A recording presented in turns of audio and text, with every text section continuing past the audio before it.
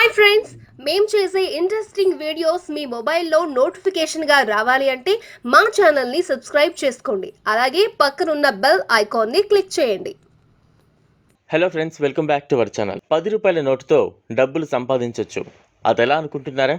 మీకోసం ఓ ఆప్షన్ అందుబాటులో ఉంది. 10 రూపాయల కరెన్సీ నోటుతో చేతికి ఏకంగా 25,000 రూపాయలు పొందొచ్చు. దీనికోసం మీరు ఎక్కడికి వెళ్లాల్సిన పని లేదు, ఇంట్లో నుంచే అమ్మొచ్చు. మరి 10 రూపాయల నోటుతో 25,000 ఎలా పొందొచ్చో ఈ వీడియోలో తెలుసుకుందాం. పూర్తి వీడియోను స్కిప్ చేయకుండా ఎండ్ వరకు చూడండి. పాత కరెన్సీ నోట్లకు డిమాండ్ ఉంటుంది. కొంతమంది వీటిని కొనుగోలు చేస్తూ ఉంటారు. 1943లోని 10 రూపాయల నోటును ఆన్లైన్లో అమ్మడం ద్వారా 25,000 వరకు పొందొచ్చు. ఈ నోటును బ్రిటిష్ రాజు విడుదల చేశారు. ఈ పాత 10 రూపాయల కరెన్సీ నోటుపై సిడి దేశ్ముఖ్ సంతకం ఉంటుంది. ఓవైపు అశోక స్తంభం కూడా ఉంటుంది. ఇంగ్లీష్లో 10 రూపాయలు అని రాసి ఉంటుంది. ఇటీవలి కాలంలో ఇలాంటి నోట్లను పొందడం చాలా కష్టం. అందుకే ఒక నోటు ధర 25,000 వరకు పలుకుతోంది. మీ వద్ద ఇలాంటి నోట్లు ఉంటే మీరు ఆన్లైన్లోనే వీటిని విక్రయించవచ్చు.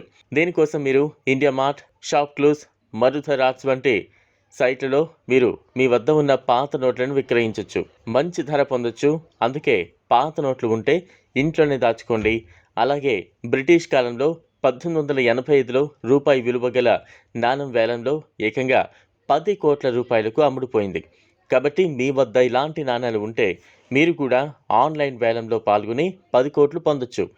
ఇందుకోసం మీరు దగ్గరలోని కాయిన్ ఎగ్జిబిషన్ని సంప్రదించవచ్చు, లేదా ఇండియా మార్ట్ అనే ఆన్లైన్ వెబ్సైట్ ద్వారా కూడా మీరు మీ పాత కరెన్సీని అమ్మచ్చు.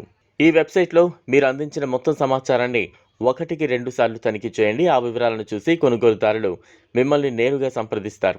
పాత నోట్లు మరియు నాణాల ఆన్లైన్ అమ్మకం, కొనుగోలుకు సంబంధించి ఆర్బీఐ ప్రజలకు కొన్ని మార్గదర్శకాలు, హెచ్చరిక సందేశాలను పంపించింది. కొన్ని సంస్థలు రిజర్వ్ బ్యాంక్ ఆఫ్ ఇండియా పేరు, లోగోను చట్టవిరుద్ధంగా ఉపయోగిస్తున్నాయని హెచ్చరించింది. ఆన్లైన్, ఆఫ్లైన్లో పాత బ్యాంక్ నోట్లు, నాణాల అమ్మకం, కొనుగోలుకు సంబంధించిన ఆర్బీఐ ఒక ప్రకటన విడుదల చేసింది. అంతేకాదు ఇలాంటి లావాదేవీల్లో ఆర్బీఐ ప్రమేయం లేదని స్పష్టం చేసింది. అలాగే ఇలాంటి లావాదేవీలపై ఎలాంటి కమిషన్ వసూలు చేయడం లేదని స్పష్టం చేసింది. ఇది ఫ్రెండ్స్ ఇవాల్టి వీడియో. ఈ టాపిక్పై మీ అభిప్రాయాన్ని కామెంట్ బాక్స్లో కామెంట్ చేయండి.